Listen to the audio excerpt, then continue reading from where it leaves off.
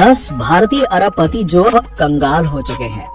Number 10 V G Siddharth. इस list की शुरुआत करते हैं एक ऐसे शख्स से जिसने पूरे भारत को क्लासी कॉफी के जायके से रूबरू करवाया। हम बात कर रहे हैं कैफे कॉफी डे के मालिक वीजी सिद्धार्थ की, जिनकी अर्श से फर्श पर गिरने की कहानी तब वायरल हुई जब साल 2019 में ब्रिज से कूदकर उन्होंने अपनी जान दे दी। मरने से पहले अपने सुसाइड नोट में वो साफ कर गए कि एक एंटरप्रेन्योर के रूप में फेल होने और प्रॉफिटेबल बिजनेस नहीं बना पाने के चलते उन पर प्रेशर रहा और इसी से तंग आकर उन्होंने मौत को गले लगा लिया।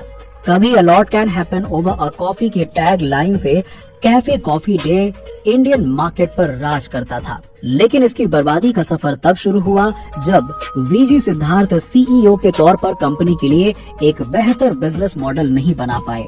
ऐसे में साल दर साल कंपनी कर्ज तले डूबती चली गई और इसी प्रेशर में उन्होंने अपनी जान दे दी। नंबर 9 प्रमोद मित्तल। इंस्पेक्ट इंडस्ट्रीज के मालिक और एक बड़े बिलियनियर के रूप में प्रमोद मित्तल का नाम आपके लिए नया हो, लेकिन इस हस्ती की सक्सेस का अंदाजा इस बात से लगाया जा सकता है कि यूके ने कभी इन्हें सबसे रईस लोगों की लिस्ट में शामिल किया था।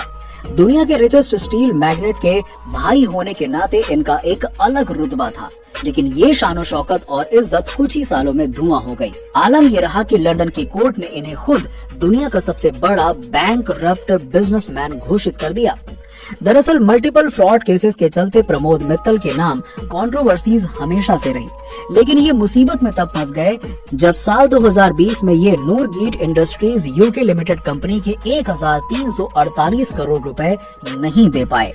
अपनी डूबती नैया बचाने के लिए इन्होंने हाथ पांव तो बहुत मारे, लेकिन फ्रॉड केस में इन्हें 2 महीने के लिए जेल की हवा भी खानी पड़ी। आज इनकी केवल इनकम ही जीरो नहीं है, बल्कि एक आम जिंदगी जीना इनके लिए मुश्किल हो गया है। नंबर 8 मेहुल चौकसी। आज एंटीगुआ और बरबुडा जैसे देशों में छुप कर रहने वाले मेहुल चौकसी की छवि एक भगोड़े बिजनेसमैन की जरूर है, लेकिन एक वक्त ऐसा भी था जब पैसा, रुतबा और शानो शौकत अपनी जेब में लेकर फिरता था ये बंदा। गीतांजलि ब्रांड के ऑनर के रूप में ये देश का रेप्यूटेड बिजनेसमैन था।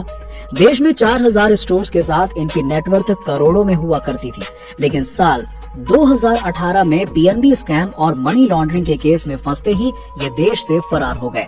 इन पर पीएनबी के साथ कई 100 करोड़ का फ्रॉड करने का आरोप लगा, जिसके बाद पैसों की भरपाई के लिए ईडी ने उसकी करोड़ों की संपत्ति को जब्त कर लिया। लेकिन ये आज भी भारतीय एजेंसियों के रडार से बाहर है। कभी भारत के बिलियनियर कहे जाने वाले ये बिजनेसमैन आज एक क्रिमिनल से ज्यादा कुछ भी नहीं है। नंबर 7 रामालिंगा राजू। रामालिंगा राजू वो नाम है जिसका जिक्र कभी आईटी सॉफ्टवेयर वर्ल्ड में काफी शान से किया जाता था। इन जनाब ने 1987 में अपनी सत्यम कंप्यूटर सर्विस कंपनी की शुरुआत की और फिर तरक्की की ऐसी राह पकड़ी कि 2008 तक इनकी कंपनी का टर्नओवर $2 बिलियन का हो गया। ये भारत की 4th लार्जेस्ट आईटी सॉफ्टवेयर के रूप में उभरी। ऐसे में जब एम्प्लॉइज इस कंपनी को नंबर 1 की पोजीशन पर लाने का सपना देख रहे थे, तब ये बर्बादी के सफर पर निकल पड़ी।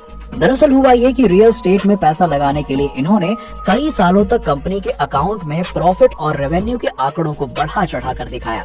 इन्होंने अपने इन्वेस्टर्स और शेयर होल्डर्स को काफी समय तक धोखे में रखा और हजारों करोड़ रियल एस्टेट में लगा दिए। लेकिन रिसेशन के चलते जब इनका सारा पैसा डूब गया तो ये फ्रॉड पूरी दुनिया के सामने आ गया। ऐसे में साल 2015 में रामालिंगा राजू को फ्रॉड और फंड्स मैनिपुलेशन के केस में जेल जाना पड़ा। नंबर 6 विजय माल्या। एक इंडियन बिजनेसमैन, राज्यसभा एमपी और सक्सेसफुल किंगफिशर एयरलाइंस के मालिक के रूप में विजय माल्या कभी किंग ऑफ गुड टाइम्स भी कहलाए जाते थे। भारत के टॉप बिजनेसमैन की लिस्ट में उनका नाम काफी शान से लिया जाता था। शराब बेचने से लेकर आईपीएल टीम खरीदने तक चारों ओर उनकी ही शोहरत छाई रहती थी। लेकिन ये सब कुछ छूमंतर हो गया जब विजय माल्या की पॉलिसीज खुद उन पर ही भारी पड़ने लगी। साल 2007 में डेक्कन एयर की डील उन्हें इतनी भारी पड़ गई कि लॉस से उभरने के लिए उन्हें हवाई यात्रा की कीमत बढ़ानी पड़ी और यहीं से किंगफिशर के बुरे दिन की शुरुआत हुई। आलम यह रहा कि विजय माल्या को अपनी डूबती नैया को बचाने के लिए बैंक से कर्ज लेना पड़ गया और घाटे के जाल में वो कुछ ऐसा फंसे कि बुरी तरह से बैंकरप्ट हो गए और आखिर में देश छोड़कर फरार हो गए। नंबर 5 नीरव मोदी। डायमंड के बादशाह कहे जाने वाले नीरव मोदी कुछ साल पहले तक फोर्ब्स बिलियनियर की लिस्ट में अपनी दावेदारी रखते थे। 1.8 बिलियन डॉलर्स के साथ अपने डायमंड के लिए दुनिया भर में मशहूर थे। तो फिर ऐसा क्या हुआ कि कुछ सालों में ही ये माला माल से कंगाल हो गए? दरअसल हुआ ये कि ये अपने बिजनेस इंपोर्ट के लिए इस डायमंड मर्चेंट ने फर्जी तरीके से पंजाब नेशनल बैंक से बैंक गारंटी यानी कि LOU हासिल किया। इसकी मदद से उन्हें कर्ज तो मिल गया, लेकिन इसे चुकाने में उनका बंटा धार हो गया। फिर 2018 में ये मामला तब खुलकर सामने आया जब इनके खिलाफ केस दर्ज किया गया और ऐसे में खुद की नैया बचाने के लिए ये देश से फरार हो गए। Number 4, Ranbaxy Singh brother. दिवालिया घोषित होने वाले बिलियनियर्स की लिस्ट में दो भाई मलविंदर सिंह और शिविंदर का नाम भी सामने आता है, जिन्हें लोग रणबैक्सी सिंह ब्रदर्स के रूप में भी जानते हैं। ये दोनों ही अपने दादा से विरासत में मिली कंपनी रणबैक्सी फार्मा में 33% की हिस्सेदारी रखते थे। कंपनी का नाम इतना ज्यादा था कि साल 2008 में इनका टर्नओवर लगभग 2 बिलियन डॉलर्स के करीब था। दोनों भाइयों से उम्मीद थी कि ये विरासत में मिले बिजनेस को 2 गुनी रफ्तार से बढ़ाएंगे, लेकिन हुआ ये कि दोनों भाई की बैड इन्वेस्टमेंट और वर्स्ट बिजनेस आइडिया से कंपनी कंगाल हो गई। Number 3, Ramesh Chandra. 11 billion dollars की नेटवर्थ और 32 बिलियन डॉलर्स की कंपनी टर्नओवर के साथ रमेश चंद्रा कभी रियल एस्टेट जगत के बादशाह हुआ करते थे। इनकी कंपनी यूनिटेक भारत की दूसरी सबसे बड़ी रियल एस्टेट कंपनी हुआ करती थी, जिन्हें इन्होंने 1971 में फाउंड किया था। दिन रात की मेहनत और स्मार्ट बिजनेस स्ट्रेटेजी से इन्होंने अपने बिजनेस को खड़ा किया और साल 2007 में जब इनका करियर पीक पर था, तभी 2008 के रिसेशन से इन्हें बहुत बड़ा झटका मिला। ऐसे में इनसे गलती ये हुई कि एक नुकसान से उभरने की बजाय इन्होंने टेलीकॉम सेक्टर में भी अपने पैर पसारने शुरू कर दिए और वहां वो औंधे मुंह गिर गए। 2G स्पेक्ट्रम के घोटाले में इनके 2 बेटों को भी गिरफ्तार कर लिया गया, जिसके चलते ना तो ये अपनी रियल एस्टेट कंपनी को बचा पाए और न ही टेलीकॉम सेक्टर में इन्हें सफलता हाथ लगी। नंबर 2, सुब्रतो रॉय। सहारा इंडिया परिवार ये एक ऐसा नाम था जिससे कभी हर घर वाकिफ था। इसके चेयरमैन सुब्रतो राय न केवल बिजनेस जगत में धाक रखते थे, बल्कि भारत के सबसे पावरफुल लोगों की लिस्ट में उनकी गिनती होती थी। काफी समय तक इनकी लीडरशिप में कंपनी भी अपने गोल्डन पीरियड को एंजॉय कर रही थी। लेकिन सहारा की परेशानियां साल 2004 में तब शुरू हुई जब इनके लगभग 24,000 करोड़ के चिट फंड स्कैम की खबर दुनिया के सामने आई। सुब्रतो राय का सारा फेम और पावर रातों रात छूमंतर हो गया।